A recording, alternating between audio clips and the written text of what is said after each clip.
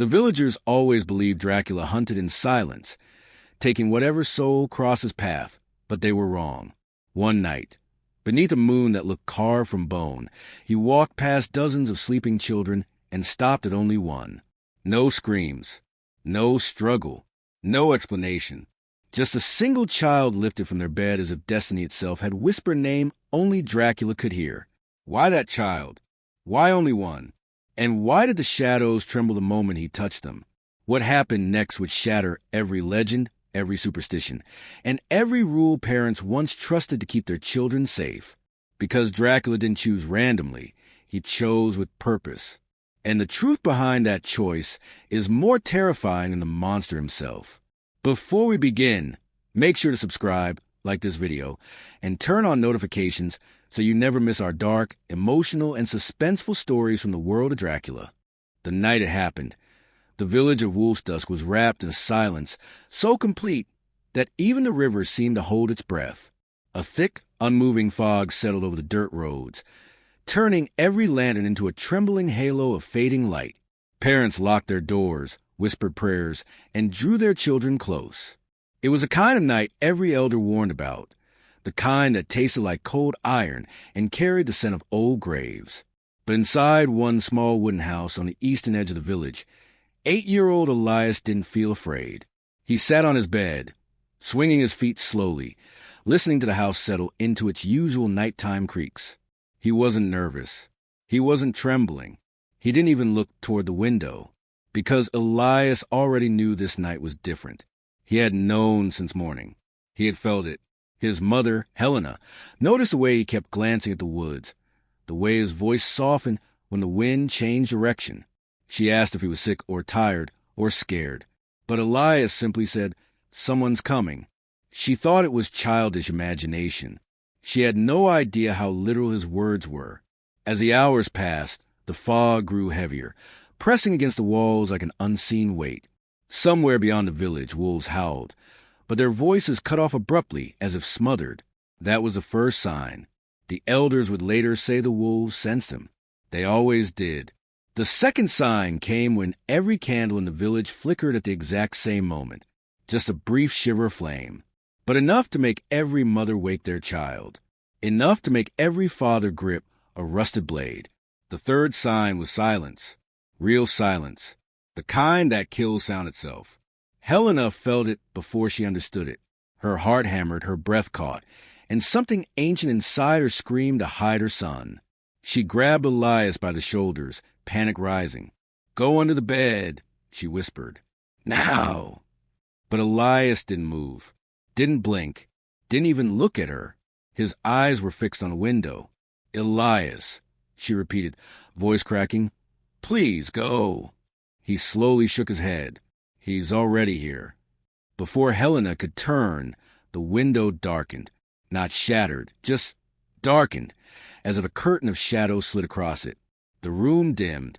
The temperature fell, so quickly frost crawled up the corners of the glass. Helena clutched Elias to her chest, trembling so violently she could barely keep her grip. She wanted to run. She wanted to scream. She wanted to do anything except stare at the figure now standing outside the window, tall, unmoving, and impossibly still. Dracula didn't knock. He didn't need to. The latch clicked open by itself. The window swung inward without a sound. He stepped inside as if walking into a place he already owned. The cape trailing behind him hissed like smoke, dissolving into shadow before forming at his heels. His skin was pale, almost translucent, and his eyes, those cold, ancient eyes, glowed faintly red, like embers refusing to die. Helena couldn't scream. She couldn't even breathe. Dracula's gaze passed over her, as though she were nothing more than a ghost, an inconvenience, a shadow. But when he looked at Elias, something shifted, subtle but unmistakable.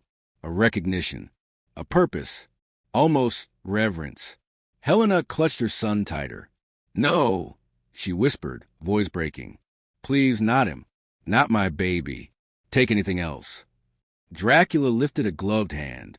Helena's body went rigid, frozen in place, her grip locked but powerless. Elias slipped from her arms gently, as if guided by an invisible hand. He walked toward Dracula, Voluntarily, calmly, Dracula knelt, not to intimidate, not to threaten, but as though greeting an equal. He placed one cold hand on the boy's cheek. "You hear the night," Dracula murmured. His voice was quiet, but it filled the room. "You feel what others cannot." Elias nodded once. "I dreamed you were coming." Dracula's expression softened with something Helena could not understand. Not hunger, not cruelty, something far more dangerous. He wrapped his cloak around the child, and the shadows wrapped with it, swallowing Elias into an unnatural darkness. Helena forced a breath, the only sound she could still control. "Why him?" she begged, barely audible. "Why my child?" Dracula paused, turned his head just slightly. His eyes glowed brighter. He was chosen long before the night, and with that, they vanished, as if the fog itself had swallowed them whole, leaving Helena collapsed on the floor, screaming a name the night would never return to her. The villagers would arrive minutes later, but the house would already be cold. Too cold, because the King of Shadows had made his choice. And no one, not even Dracula, chooses without reason. For hours after Elias vanished, the village of Wolfsdusk existed in a state between waking and nightmare. Torches flickered in the streets. Mothers held their children so tightly their knuckles went white. Fathers armed themselves with tools that had never been meant for war. Axes for chopping wood, hammers for mending roofs, blades that had rusted from years of disuse. But no matter how many lanterns they lit, no matter how many doors they barricaded, one truth hung thick in the air like smoke. Nothing could keep out what had already come. Helena lay on the floor of her small home, trembling violently as villagers tried to help her sit. Her sobs were hoarse, broken, almost soundless, like her voice had been stolen along with her son. "What happened?" Old man Brenner demanded, leaning close. "Helena, speak. What did you see?" But Helena stared blankly at the window, as if expecting shadows to seep back in. Her fingers dug into her own arms, as if trying to wake herself from a nightmare. "It was him," she whispered finally, barely audible. "He chose Elias." A chill swept through the villagers. No one said his name aloud. No one dared. Brenner stiffened. "You don't mean—" Helena nodded slowly, her eyes wet and distant. "Dracula." Gasps. Cries. Even the torches flickered as though reacting. But one man did not gasp. Marcus, Elias's father. He had been out hunting when it happened, returning only moments after the screams began. His boots were still muddy, his coat still damp from fog, and his eyes, usually so calm, were blazing with unfathomable rage. He pushed through the crowd, fell to his knees beside Helena, and grabbed her shoulders. "Where is he?" "Helena, where's our son?" Her lips trembled. He took him. He walked in, as if the door wasn't even there. "Marcus, he chose Elias. He didn't harm him. He spoke to him." Marcus froze. "What?" He spoke to him like he knew him. Those words hit Marcus harder than any strike. He rose to his feet, fists clenched so tightly blood welled from his palms. "We're going after them," he growled.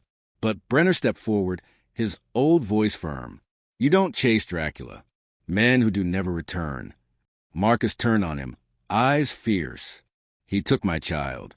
Brenner didn't flinch. "And he'll take you too. Then we'll have 2 graves instead of 1. Marcus lunged toward the door, but 3 men grabbed him, pulling him back. He fought like a rabid animal, screaming Elias's name, screaming Dracula's name, until his voice cracked. Finally, exhausted, he collapsed to the floor, breathing hard, shaking, defeated but not broken. The room fell silent, until a young girl's voice trembled from the corner. "I saw him." Everyone turned. It was Mara, Elias's closest friend, her small hands gripping the hem of her nightdress. Her face was pale, her eyes rimmed red. "He came to our window, too," she whispered. "But he didn't come inside. He just looked at me, then turned away, like he was searching, looking for someone specific." Helena's breath hitched. Marcus stiffened. Mara continued, tears spilling. "Elias screamed my name. I heard him, but I didn't sound scared. Marcus's stomach dropped. Not scared. Mara shook her head. It sounded like he was calling goodbye. A cold dread rippled through the room. Helena clutched her chest as if stabbed. Marcus turned away, jaw trembling. Then Brenner spoke again, this time softer, but heavier. They're old tales most have forgotten. They say Dracula chooses only those who carry the mark of the night. Children who hear whispers in the dark. Children who don't fear shadows. Children born different. Helena looked up sharply. Elias isn't cursed. No one said cursed, Brenner replied. Chosen. And that is worse. The room held its breath. Marcus spoke through clenched teeth. Where would he take him? Brenner hesitated. To the Black Citadel, deep within the hollow forest. No one has crossed that forest in centuries. Marcus grabbed his coat. I'll cross it tonight. Helena, still trembling, grabbed his arm. You'll die. Then I'll die trying.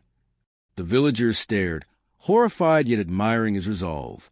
But before anyone could speak again, the wind outside shifted. It wasn't a breeze. It was a pull, a suction, as if the night itself inhaled. The torches dimmed, almost snuffed out. Every child in the village shivered violently. Some clutched their heads. Some cried without knowing why. Mara whispered, He's not gone yet. Helena felt her blood run cold. Marcus felt every hair on his arms rise. And Brenner, old, wise Brenner, closed his eyes with dread. Dracula is watching, he whispered. He wants us to follow. He wants this played out exactly as he planned.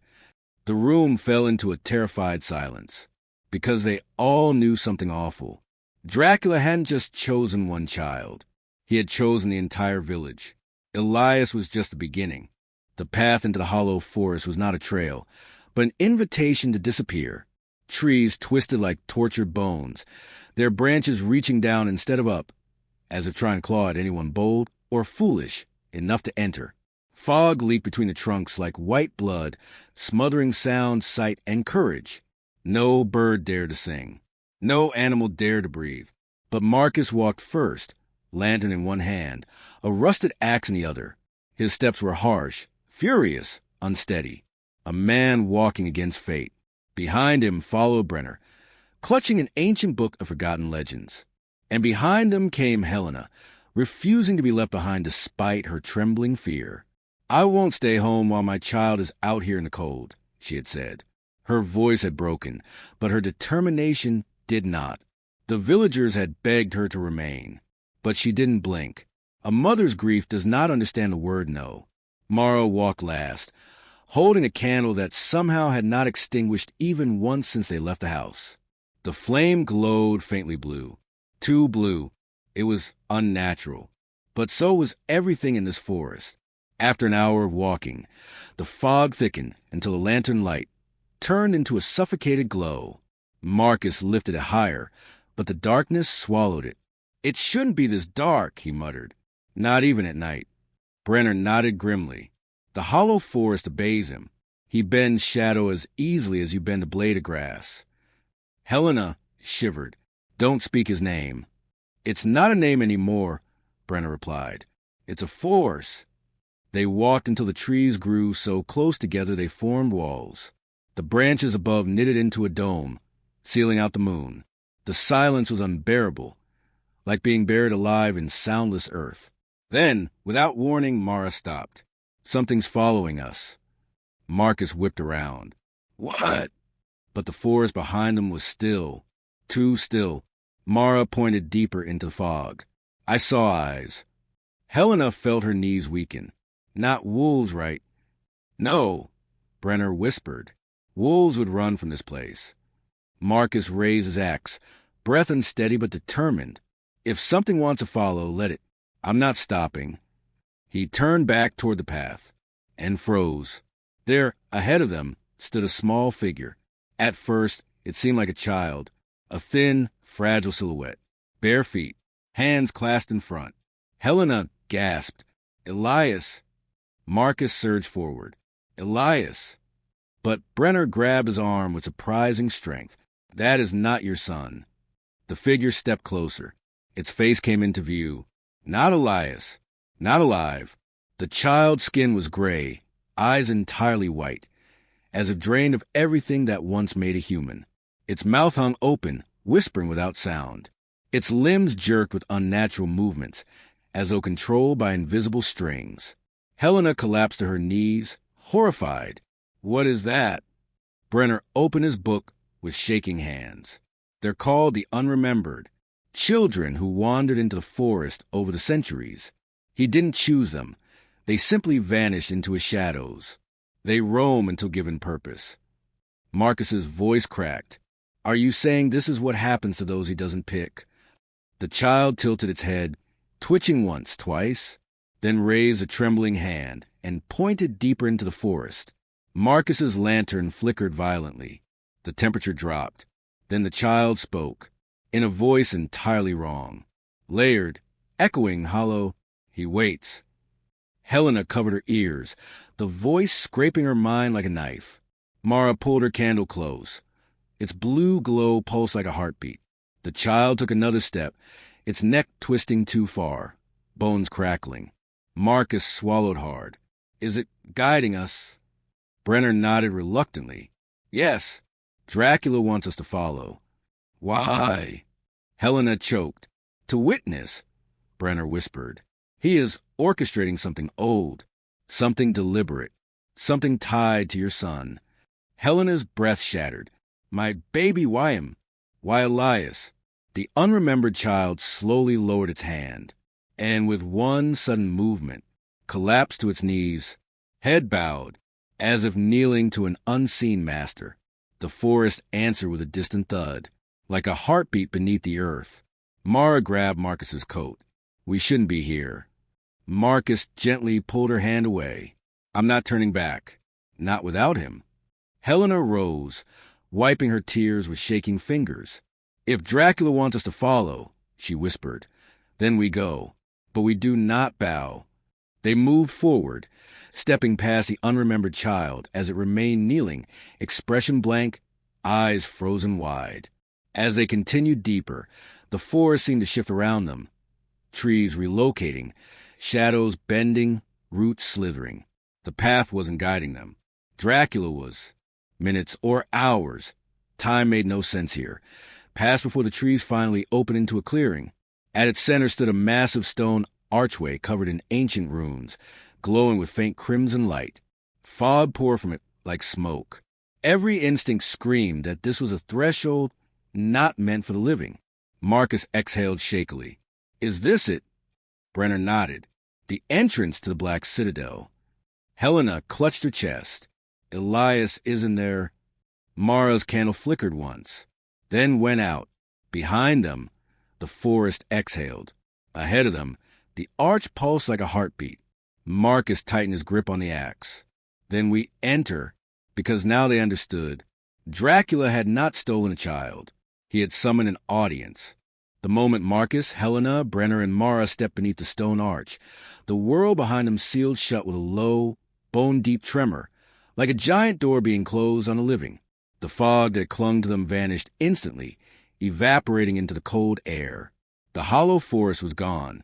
Before them stretched a vast, night-soaked landscape that looked nothing like the world they knew. Jagged towers of black rock pierced the sky like broken spears. Rivers of mist twisted through the dead earth, whispering in voices too faint to understand. The moon above was blood-red and impossibly close, pulsing like a slow heartbeat. Helena grabbed Marcus's arm. "Where are we?" Brenner's voice trembled for the first time since entering the forest. "The legends call this the Vale of Shadows, the outer realm of the Black Citadel, Dracula's dominion." Mara shuddered. "It feels wrong, like the ground doesn't want us here." Marcus tightened his jaw. "Good. Then it can deal with it. We're not leaving." They walked forward carefully, Marcus leading, Helena close behind, Brenner whispering protective incantations from his book, and Mara clutching her blown-out candle like a talisman. The landscape was eerily empty. No animals, no sound, not even wind. Just the steady pulse of the red moon above, like the sky itself was alive. Minutes stretched into something heavier, something slower.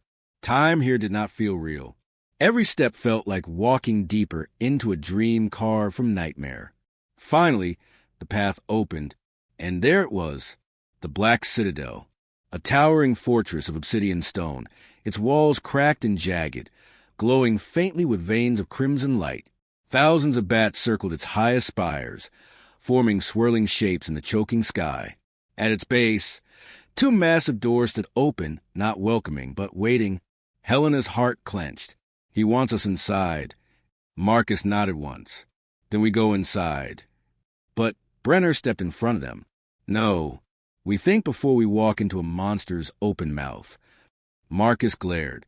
We don't have time. Time here, Brenner whispered, does not move like ours. Elias may be inside for a minute or a year. Helena staggered, breath catching. Don't say that. But Brenner wasn't trying to scare her. He was stating a truth older than the village itself.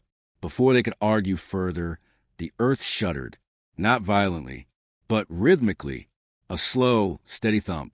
Thump, thump. Mara froze. That's not footsteps, is it? Brenner's face drained of all color. No, it's a call. The citadel answered. A deep, resonant hum rippled to the stone walls, echoing across the entire valley. And then, the first whisper. It swept through the air like a cold hand brushing the back of their necks. A voice. Soft, layered, familiar. Marcus staggered. Elias. Helena felt her knees nearly give out. It's him. Marcus, it's him. The whisper came again, but this time sharper, clearer, a single word carried by thousands of unseen mouths. Come. Marcus shot forward. Helena grabbed him, but he pulled her along with him. The whisper wasn't painful. It was worse. It was inviting. It was Elias's voice, but wrong. Echoing. Hollow. Echoing against stone that didn't exist in the living world. Mara clung to Brenner, shaking violently. He sounds like he's calling from inside a well. Brenner swallowed hard. That is not your friend's voice. It is a lure wearing his voice. But Marcus was done listening. He tore free, marching straight toward the citadel's open doors. Helena ran beside him, refusing to let him disappear too. Brenner and Mara had no choice but to follow.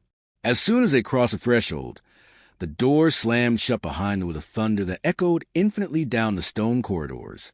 Mara screamed and covered her ears. Brenner clutched his chest. Inside, the citadel breathed.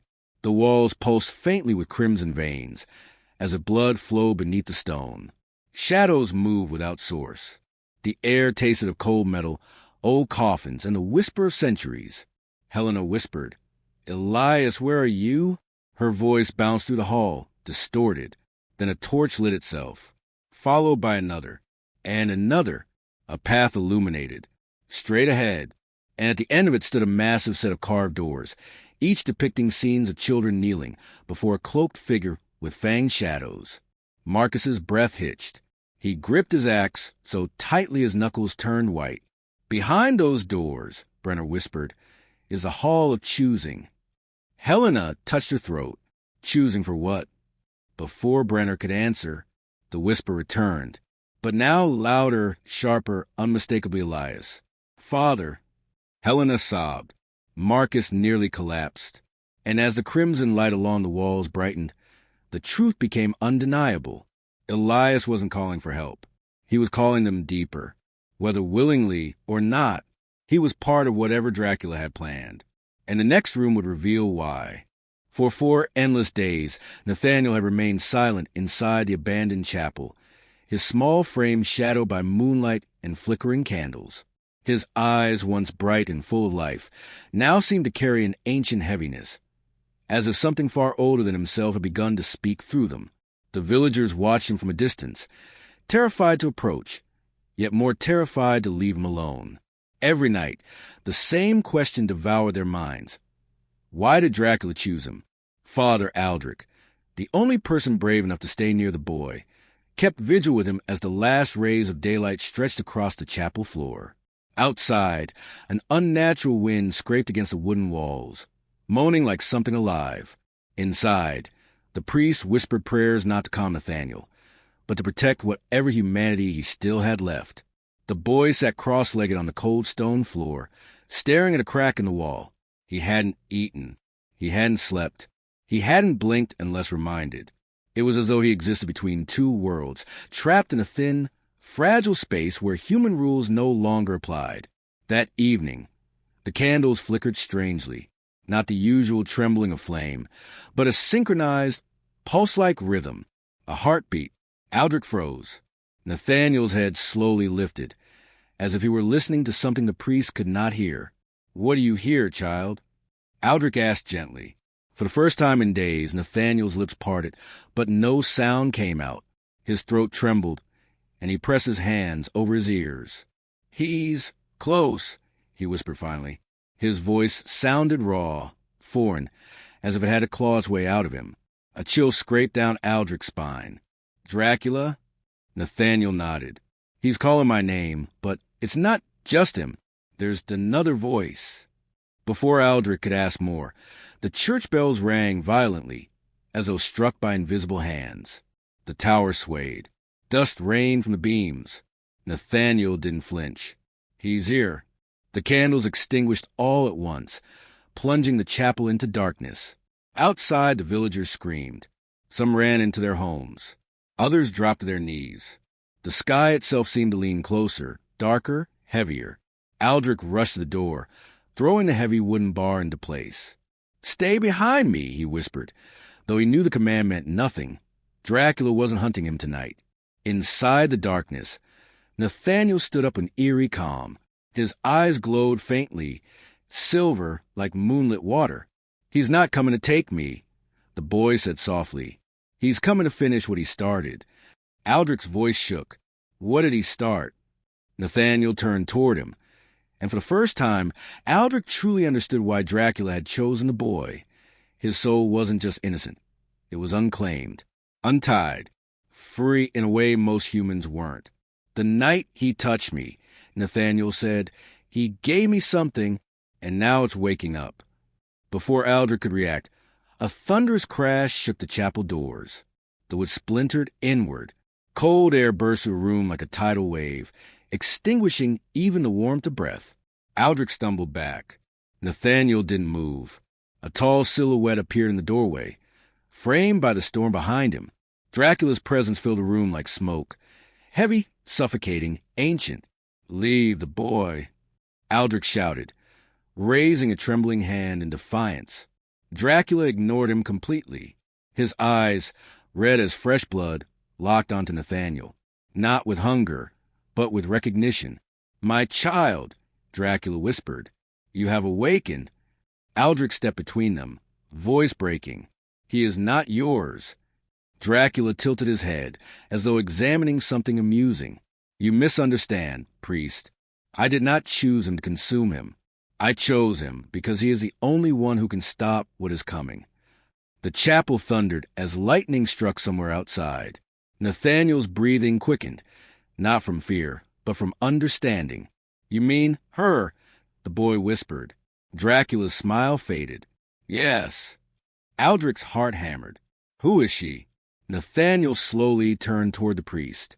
His voice, once fragile, now sounded disturbingly calm. "The first child he ever took," Nathaniel answered. "The one who screamed."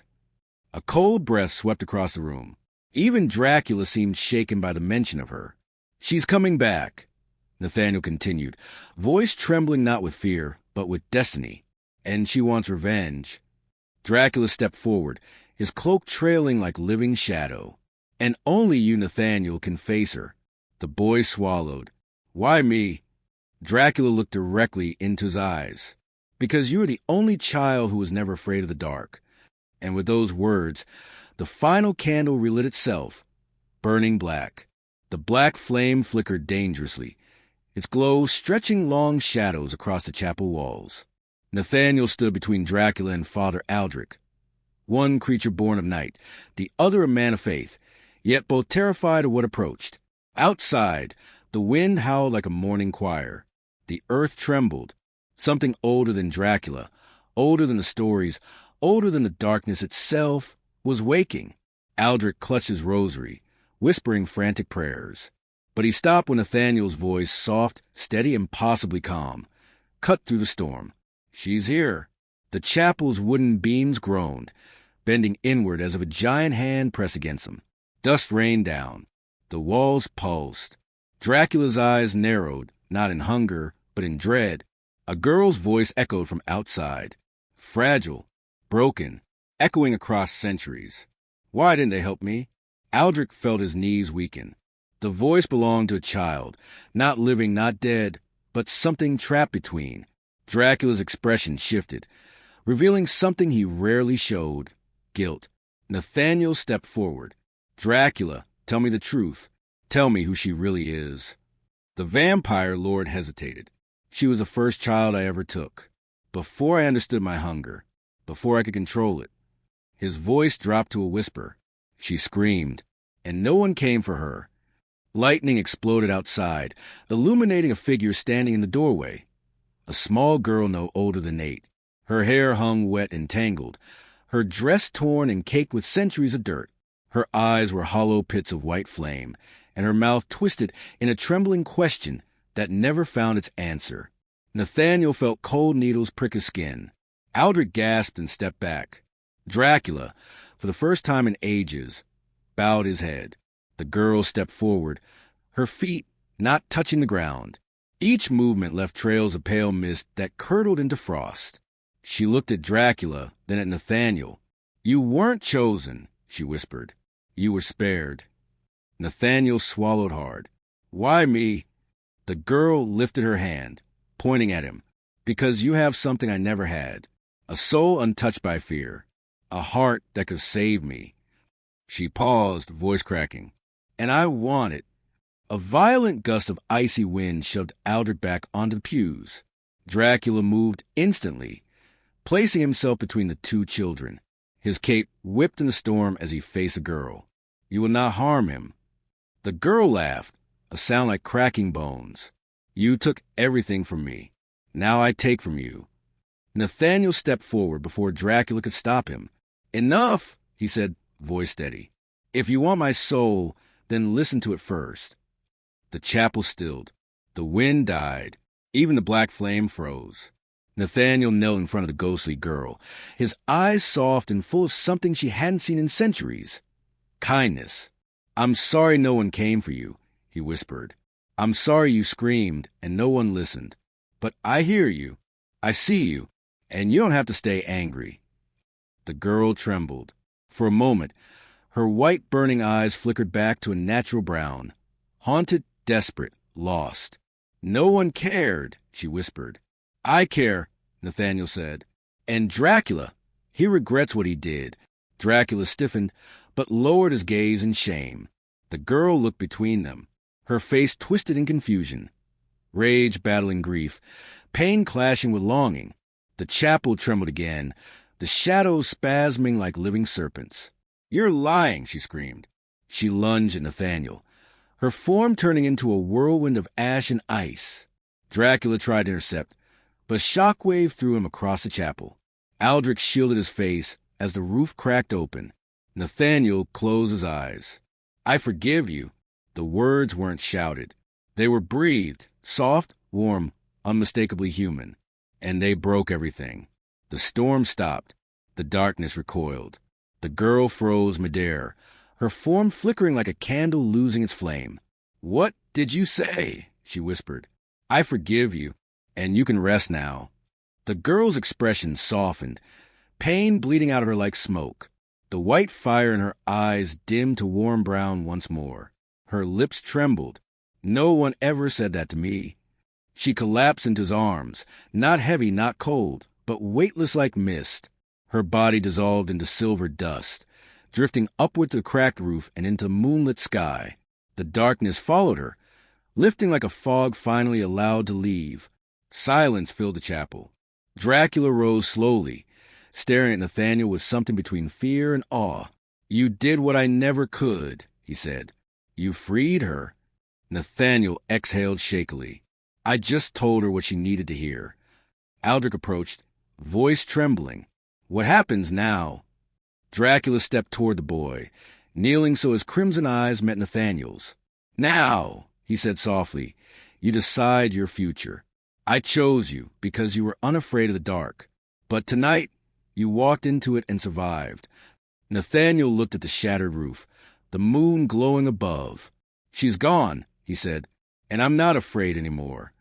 Dracula placed a hand over his heart, a gesture ancient and sacred. "You are no longer my chosen victim," the vampire whispered. "You are my chosen heir." And as the moon dimmed behind drifting clouds, Nathaniel understood one terrifying truth. The story wasn't ending. It was only beginning.